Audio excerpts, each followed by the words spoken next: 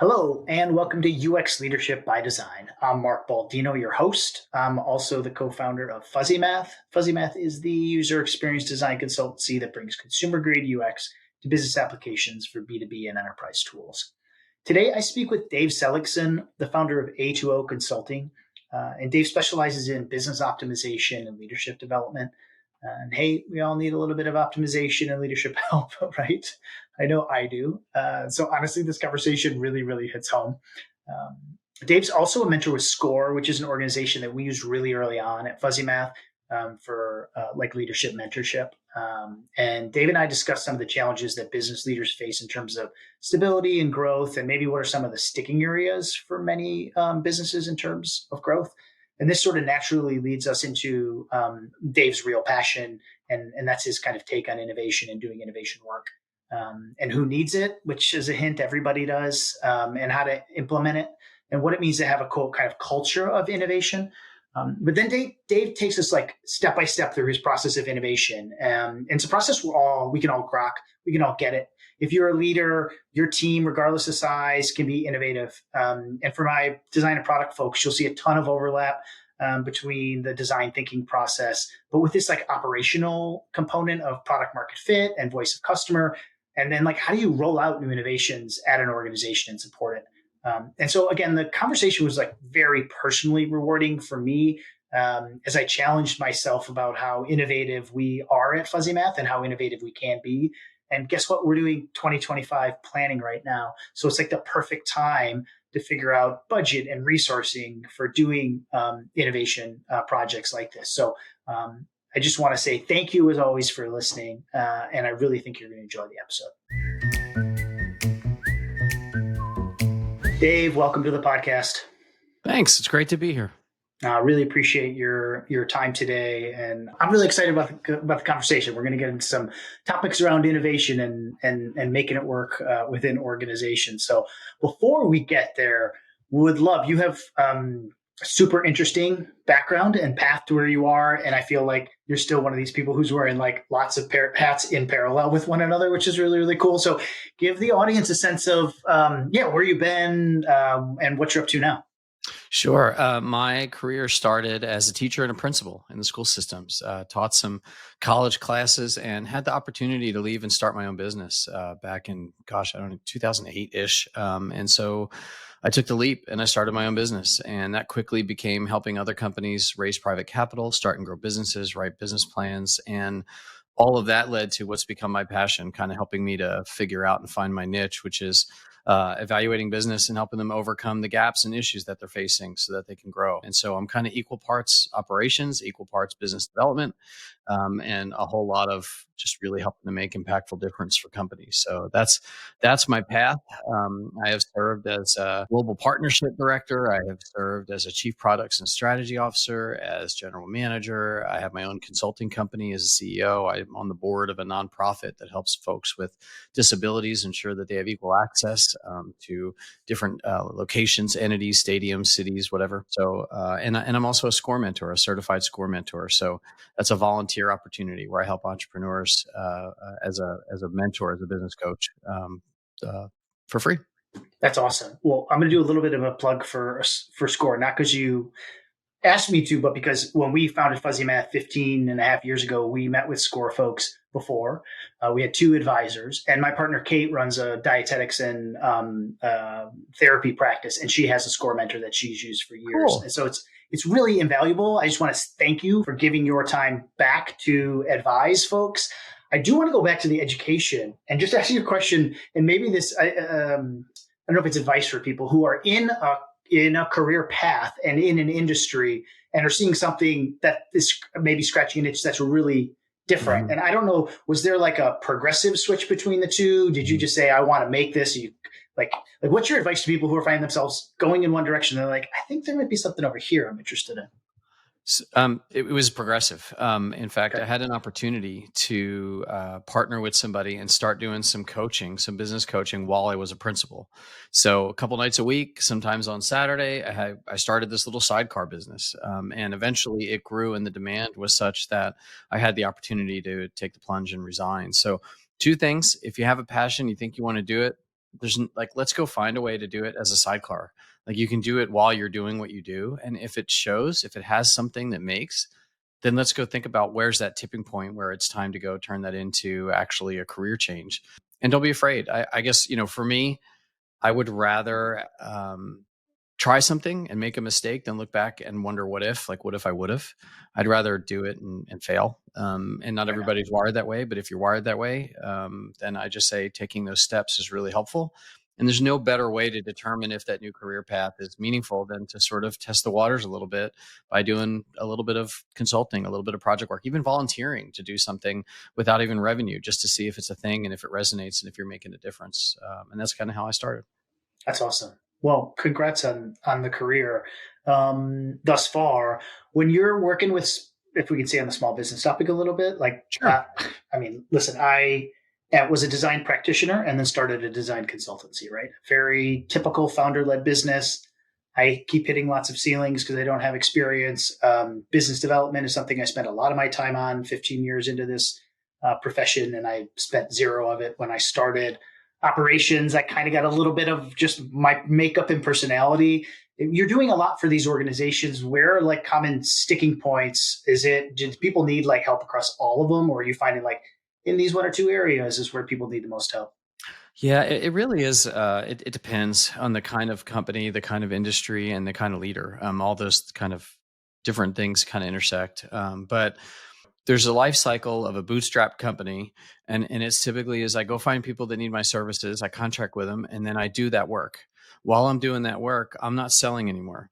So when that work ends, I have no pipeline, and then I'm in a panic, and then I have to double down, and I go try to sell some more, and you're in this never-ending cycle, and it's really hard to break through some of those ceilings, those revenue ceilings. It's hard to get above a couple 100,000. It's really hard to get above a million. It's super hard to get above 4 to 5 million, and then 10 million is that next one. And there's always another ceiling until you get super huge. And the reason is because of the dependency on the owner to take on some of those tasks instead of either delegating or partnering with others or bringing somebody in that can help. And so there are very few people that have all the skills needed in order to grow, run, manage, support, deliver an effective business, take care of the finances, make sure cash flow is okay, and think as a visionary. And so you need a team around you. And if you're a small business, sometimes that team has to come from advisors and mentors and outside people. And there's your score again. But there's a lot of opportunity to partner. But I think that's really what it is either we're struggling with our messaging and we're not growing the way we thought, we can't close business, or there's some operational inefficiency, or there's something that's happening internally with our team and the way that we deliver that's not meeting our needs, and we're not able to keep clients long term. Are you helping people like, and maybe this is a difference between what you're doing for Score versus kind of your own consultancy work. Are you doing for them, or are you helping them like identify, hey, you have a problem here, go find an advisor, you need outside help, or is it like maybe both? Yeah, SCORE has a methodology that is really about asking questions and not doing. It's helping to Okay. guide. It's giving experience. In my consulting, there are a lot of consulting groups out there, not just myself. There's 1,000 of them for every square mile. I think they're everywhere. But a lot of people will evaluate your business and then give you recommendations, and then you're on your own to go execute those. For me, my passion is evaluating the business, making those recommendations to address the gaps that we uncover, and then being a part of the solution. So I want to step into that business to help execute that solution, turn things around. And once you're confident in that, then hand that off, train or enable or work with somebody to hand that off so that they can run it long term, because I don't want to manage it long term. But to be able to turn it around and execute that for me is super important. Long gone are the days where consultants would come in, evaluate a business, and hand you like an 80-page report, and you have to pay Right. them tens of thousands of dollars. So I Right. don't, I'm not all about that. There's a lot of consultancies that have struggled very recently in the industry because that was kind of their model, and I think people need a little bit more vertical. I don't know. They need more integration into actually helping solve for those problems. So that's awesome. You mentioned kind of growth, and I know you're kind of big on helping organizations harness, embrace, utilize innovation. I think sometimes, and again, maybe I'm speaking out of sort of shock of the past few years, where budgets have been a little bit more restricted. Maybe overspend during the pandemic has led to people cutting back post pandemic. Um, and innovation is something that I think gets caught a lot, whether it's not a team or people, maybe didn't have an organization, but the leadership talks about innovation a little bit less, or we're going to do it, but we're not going to call innovation because that seems like a waste of time and energy. So it's kind of been, I just don't hear it a lot as much. And that's a shame because I firmly believe in, like you, in the power of innovation. But maybe you could kind of frame, oh, this is putting two on the spot, but you're doing a lot of this work. Like, does that resonate? Are you seeing that with your clients? Are people shying away from innovation? Is it have, does it, are people, is it, do people have the wrong connotation of what it means to innovate? Yeah, I think so. I think that a lot of people assume that innovation is equatable with inspiration. Like, Mm. you're walking down the street and pop, there goes this amazing idea, and now I'm going to go work through that. And I believe, and I've seen, and I've executed over time, that there is an intentional process that you can embed within a company to create a culture of innovation where ideas are constantly being cycled through, surfaced, tested, validated, and then the few that really seem to be to seem like they have possibility. Then those are kind of making their way down the funnel, and they're things that you invest in and test and operate on much more deeply. And so, I mean, companies are the speed of business today is ridiculous. And so what you're doing today is not the thing that people need next year, maybe not even in 6 months. And so we've constantly got to be innovating, not only on new products and services, but optimizing the ones we have, and even in our internal process. How do I leverage AI to be more efficient and reduce costs so that I can deliver the thing I deliver with lower cost and higher profit? I mean, that can turn out to be an innovation. So I think it's the creating that culture of innovation where the entire business sort of surfaces up those, and that cycle is just embedded, is super beneficial. Because even if it just surfaces one new thing a year, think about what that does to your sales team, where every year they're getting their hands on one or two things that they can re-energize sales, that they can expand existing accounts. So it makes all the difference in the world. Yeah, fair enough. Um, if innovation isn't inspiration, you've mentioned kind of cycles of change and a culture of innovation. Like, how do you personally define innovation, or how do you? I know there's a process which I'd love to get into in a minute, but how do you? What is innovation? To me, it's a culture. It's got multiple facets. There's a culture where new ideas are welcome. It's a company where time is allocated for finding and discussing new ideas, and investment of time and money is made when certain criteria is met, and expectations are strong that that idea can be something valuable. So it's all of those things put together, and it's just sort of lived out within a business. But it doesn't start that way. Like any good practice that we have in our personal lives, it becomes habit and it becomes ingrained. But at first, it's a really new thing, and it has to be very intentional. So, innovation is. I think Wayne Gretzky said it best. I don't pass the puck to the player. I pass the puck where the player's going to be. We all want to find the next thing that's where the market's going, where our customers are going to be looking next. And if you can even just hit on some of those, can transform the way your business grows and get you through those ceilings that we talked about earlier. Sometimes I like to ask guests when they're talking about a process or change, like, what is the acute pain that this organization might be facing that's a trigger that they need to change, they need to do A, B, and C, right? Are there signs within an organization that they need to have a culture of innovation? And is it a baseline that every organization does? So, two things in response to that. It's a good question. One is, I believe that that should be a constant underpinning practice of every company, whether they have a need or not, that they're continually seeking out and surfacing and testing new innovations. And that's what I mean by that culture. Is there's the creation of, and we can talk about it more later, but there's a culture, there's an innovation team. Not everybody's on it, but those people are tasked with having to surface and test new ideas to see if they make sense. Secondly, typically by the time a company realizes they need to innovate, it's often because there's a significant pain and it's kind of too late. Like they're doing it out of desperation. Not a great place to have to innovate when you're doing it out of desperation. Your customers are leaving, your revenue down, your profits down, you've had some turnover, and now you need to innovate to stay alive. That's hard to force innovation. And I think that's really the key, is that trying to force innovation, sometimes you can hit on something, but it's not something that you can be confident in. It's not a consistent, reliable happenstance. It's just like, we really need something now, so bring something. Like it's not necessarily going to happen. But if you're continually working on and having at least some of your team working on keeping an eye towards what could be next, then you avoid having to be in that desperate place when you find it. And now that's acceleration. So instead of being negative and trying to get your head above water, now you're on your skis and you're accelerating instead. And so I think that's really the difference. Too many companies wait until they hit um, that struggle, that desperation point before they think about innovating. Uh, yeah, but isn't there like a selection bias? Like I run a UX consultancy, so generally the people that reach out to me need more usable products, more efficient products. The workflow is broken. They may be facing a threat from competitive, existential or not. So they reach out to Fuzzy Math and we help them. Do people come to you, like, people in a position of strength?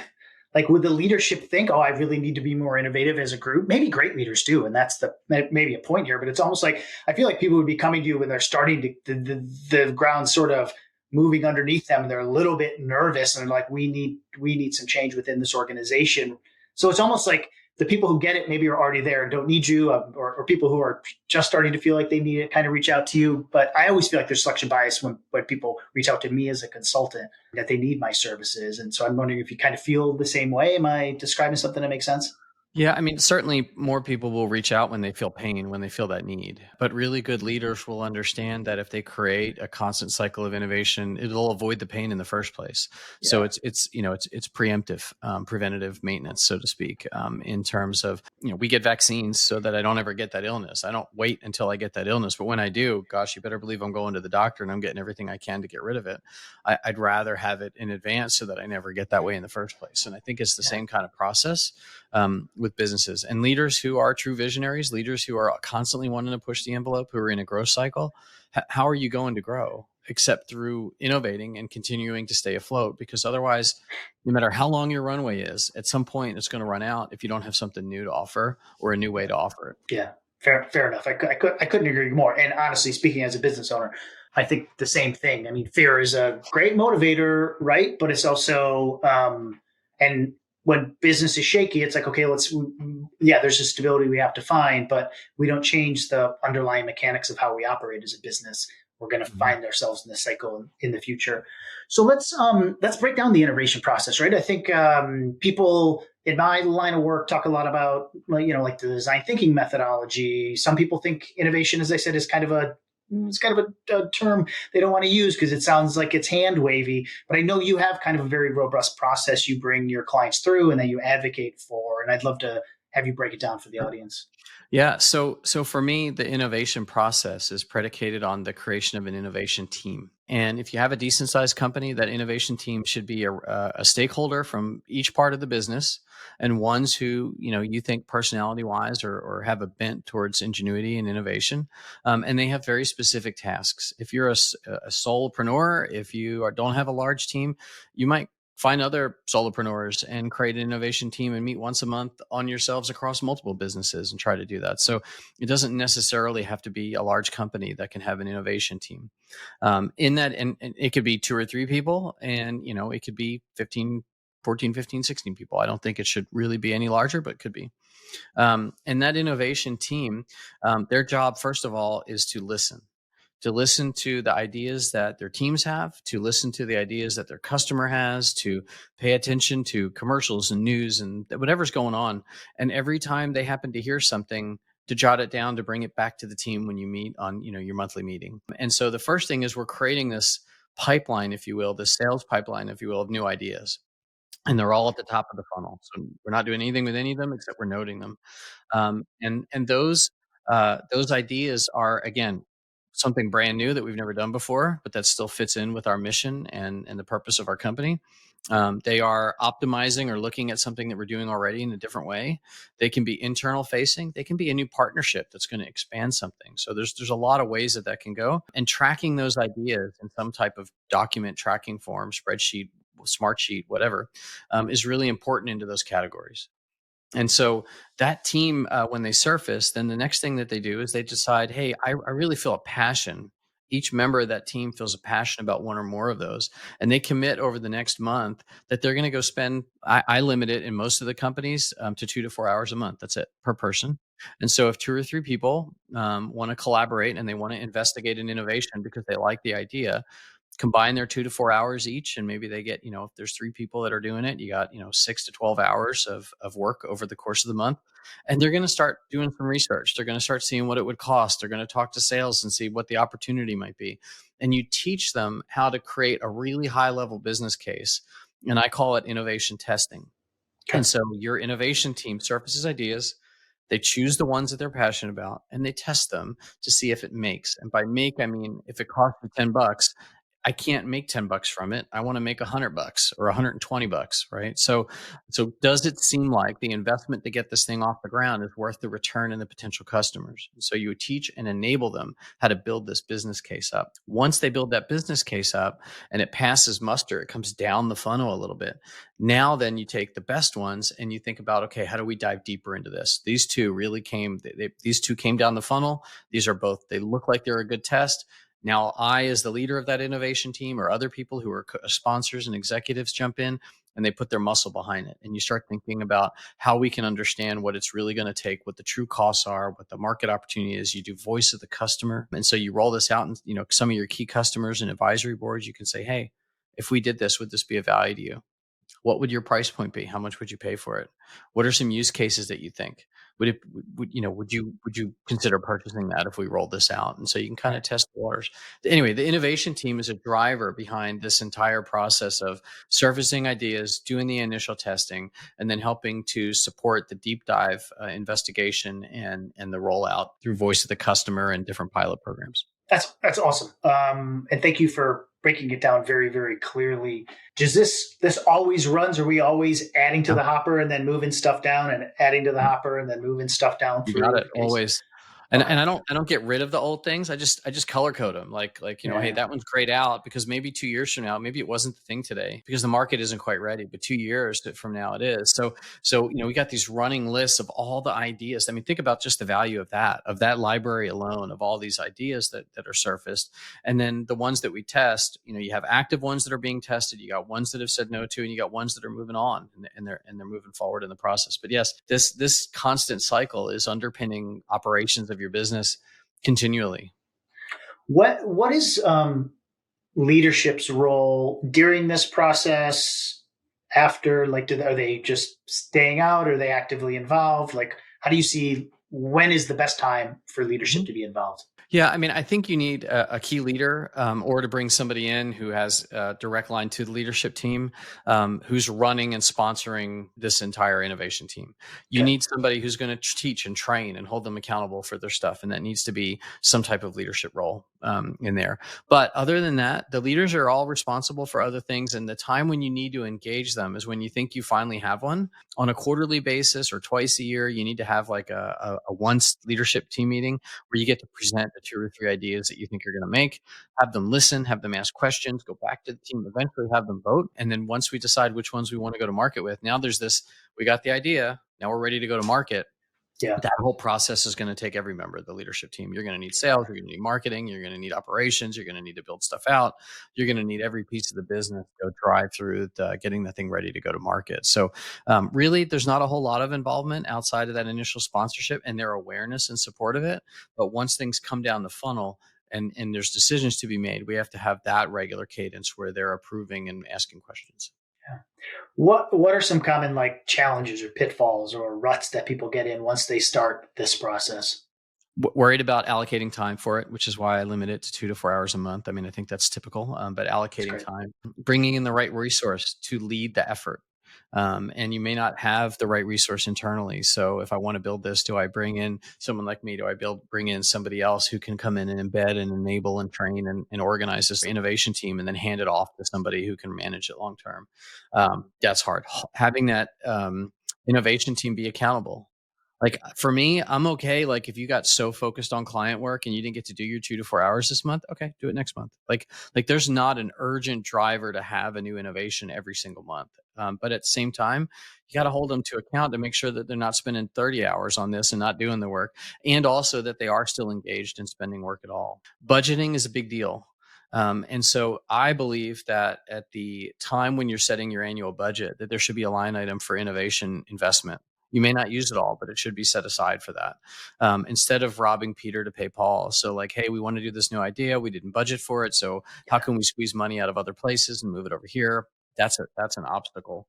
And I would say that the biggest one that I've seen in my experience is taking a risk and pulling the trigger and stepping out onto the idea once it's ready to move forward, because it's no small thing to take a new product or service, to invest in developing and building it out and rolling it out, and taking the chance that it's not going to sell, and that you've invested and failed, and you will sometimes, which is why it's good to have a conveyor belt. All your eggs weren't in that basket. There's other ones behind it, but being able to pull the trigger and actually go to market with something is really critical.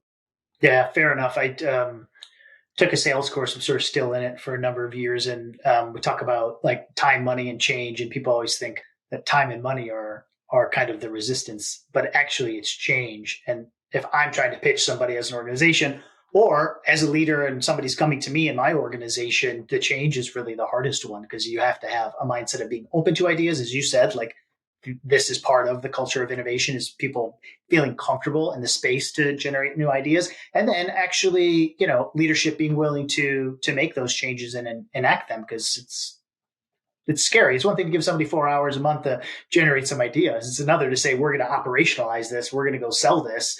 That's, that has, as you said, there should be, but budget's a great one.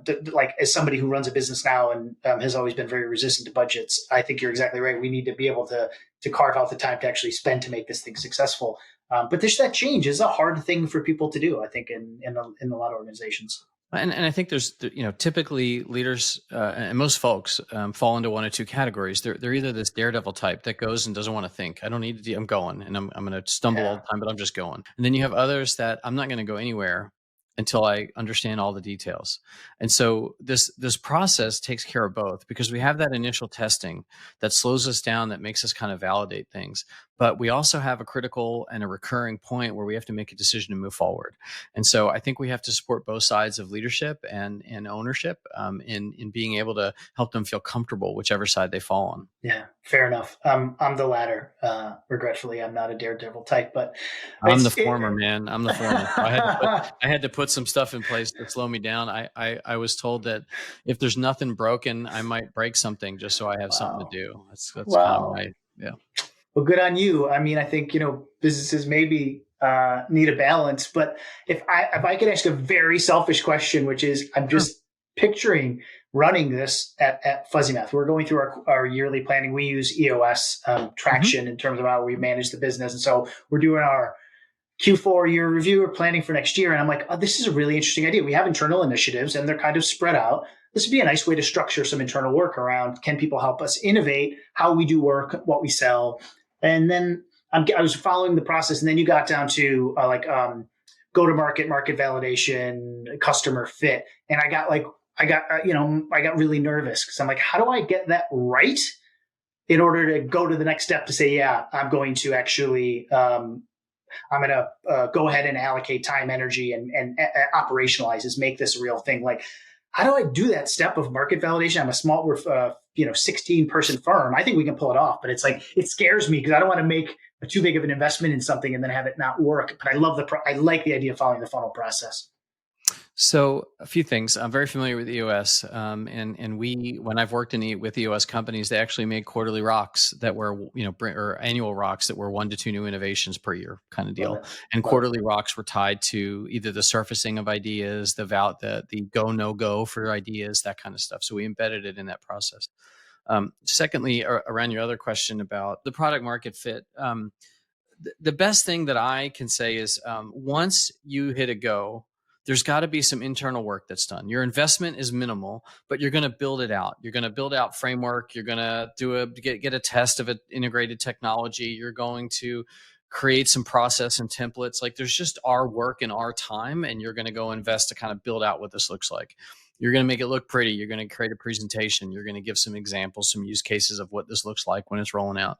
Then you go find yourself, you go invite people into an event. And these people are a combination of your current customers, potential customers, past customers, other people in the industry that you know, and then other types of executives and or leaders that you just trust their opinion and you think will give you some good feedback. And you invite them into this virtual meeting and you have them all up there and you present your idea. You give them a breakout time to kind of talk about the value of it and what holes they can put in it. You ask them very specific questions. And at the end, you give them time to fill out a survey. And that survey asks them things like, is this something that you think would add value to your company? And in what are some examples of how you think it might? Would you pay this price point? Do you think, or here's the price point we're thinking. Do you think that that's reasonable, too high, too low, whatever? So you ask them for feedback. And so up till now, what I've spent investment in is building out the model and internally looking at what this could look like. But I haven't fully invested in a complete full on go to market. And you let the people know this process, your feedback is going to be integral to our go no go decision about whether we're going to fully bring this to market or not. So there's some sidecar impacts that this has, which is it brings your customers aligned. It lets them know that you're listening to their feedback and that if you go, it's because they said it. And if you don't go, it's because they didn't really see a value in it and you're not ignoring their voice. And so that voice of the customer piece kind of, it doesn't solve it, but it helps create a little bit more confidence that there's a market for this thing. Yeah, right on. Thank you for laying that out in very, very specifics. I'm not going to say it still doesn't scare me as a business owner, but it does make me feel like that's something we could pull off. Advisors, friendly clients, maybe some net new kind of clients that we've talked to but aren't in the fold right now, and get a sense of it. And the truth is, I preach this process with my clients all the time, which is talk to your customers, talk to your customers, talk to your customers, right? Get some ideas in front of them, prototype. Like I said, the design thinking process it mirrors this a little bit. And so if I want to use I don't know if people still use this in the software development world, but eating your own dog food, I'm pitching this process. I should be utilizing it in my business as well. So I'm really, really excited about it. I know you also kind of have an interest in data-driven decision making for organizations, and I'm curious how aligned that is with innovation. Is it a core component of it, or do you see this as like two pillars that successful organizations have? They have a culture of innovation and maybe a culture being data-driven. So there are two pillars, but they definitely are integrated with one another. And I'm hoping that you listeners, whatever, have heard already the way data plays a part in innovation, because we talked about collecting all those ideas. We talked about validating and creating that high level business case and teaching and enabling your team to be able to do some of that high level testing and whatnot. And then collecting information through the voice of the customer and looking at your investment versus the potential sales and marketing opportunities. And then if you choose to go to market with this, if we're going to build it out and we're going to go sell it and we're going to build it, we need to track to the nth degree so that I know, is it doing what we thought it was going to do? Did it do what we thought it was going to do when we designed this thing and when we kind of projected out what we thought was going to happen? And if it is doing that, great. If it's exceeding that, awesome. But if it's falling short, how do we make adjustments very quickly? And how do we know that the adjustments having the impact maybe on messaging or whatever it is, the channels that you're reaching out with? Maybe you need to adjust those channels. Maybe you need different kinds of partnerships. Maybe you need to, I don't know, maybe you need a wrong selling point, a price point. You have to change your price point. So I think data is very integrated. When it comes to data overall in a business, I think most companies probably in the past have struggled with not collecting data. Now, for a lot of larger companies, they collect too much data. Too much. And too so, much. so Yeah. for me, it's like I have, 10,000 points of data at any given time or on anything.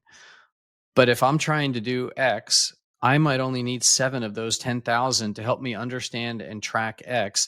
Which 7 of 10,000, and how do I figure that out? And so I've also developed a process that helps companies kind of figure out what's the most important thing to focus on, and how do we drill down into the key questions that they ask themselves about that priority, and then what data supports each of those questions. And it's that data that we have to look at capturing and communicating out throughout the business. Yeah, fantastic. The pendulum swung from not enough information to way too much and sorting through that. And I think it's incumbent upon leadership and EOS actually helps this for me, at least, is like, what are the key metrics I need to be monitoring for my yearly goals? What do I need to be monitoring on a quarterly basis? And then what are what we call kind of a scorecard on a weekly basis to really sort of figure out the business? So it's a challenge. It's not an easy thing. And I think it's important to note that the more data doesn't mean you're going to make better decisions. It's kind of the right data, maybe the right time there. Yeah, and I think, in the data evaluation process, it's collecting information and data so that you accurately understand your current state. Because often we don't even understand our current state accurately. So the Yeah, point that we're starting from isn't solid footing because we don't really understand exactly what's happening with our sales, our operations, our marketing, our profitability, our whatever, fill in the blanks of whatever those things are, our customer impact and their revenue, whatever. And so once I understand clearly where I am, then I can start defining that future better state. And in that future better state, there's going to be data that's going to be inherent in understanding how we're moving from where we are to where that future state is. And we have to track those things. At the end of the day, we have to ask ourselves, here's my business right now. And if I do fill in the blank, if I do X, so what? What's different about my business with that than there is today? And if we can't answer that question and we can't track whether that question is being answered effectively within our business, but we're still embarking on change, we're already setting ourselves up for for failure. failure. I like it. I like it. Dave, I think that's a great place to sort of wrap up. And I know we covered a lot in a half an hour or so, and I really appreciate your time.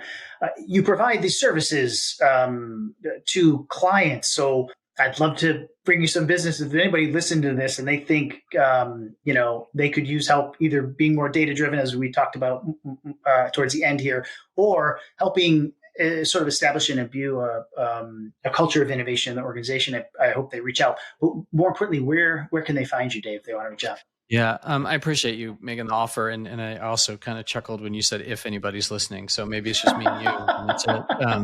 And that wouldn't surprise me where people. If anyone So who's listening is, there was a second half, but maybe I didn't emphasize that enough. for me, honestly, and this is a sincere offer, I always enjoy having the conversation. And if somebody wants to talk through these things that cost anything, just to have that conversation, to talk through possibilities, if that leads to work, that's great. If I can give you some insight and something that you can execute on, that's okay with me too. If you just want to talk about beard care, I'm happy to help talk about how to grow a nice, healthy beard. I get a lot of compliments. But honestly, the easiest thing is LinkedIn. I'm on LinkedIn, Dave Seligson on LinkedIn. I guess you can see my name at the bottom here underneath my head, Yeah. and or Dave at a2oconsulting.com. Pretty simple. A2O, letter A, number 2, letter O. That's my methodology. It's called an assets to objective inventory, taught to me by the guy that helped me to leave being a principal and start my own business. And it's the first step in my process, is mapping your assets to your objectives, which we kind of talked about a little bit. But a2oconsulting.com. So that's easy. Or I guess you could reach out to Mark and he can put you in touch with me too. Either is fine. This is how we met. I did some cold outreach on LinkedIn. I set a goal this year of having 365 meaningful conversations in the industry. And some of that was outreach around the podcast. And we had a great pre-call conversation. I appreciated that. I appreciate the time and energy you put into the call today. I'm confident that people are listening, and I'm very, very hopeful that we can make some connections. We'll definitely post your contact information when we send this out via the socials and on LinkedIn, and hopefully make some introductions. But again, thank you for your time. Thank you for your energy today and for the advice. Much appreciated. My pleasure. Thanks for having me, Mark. You bet. Thanks, Dave.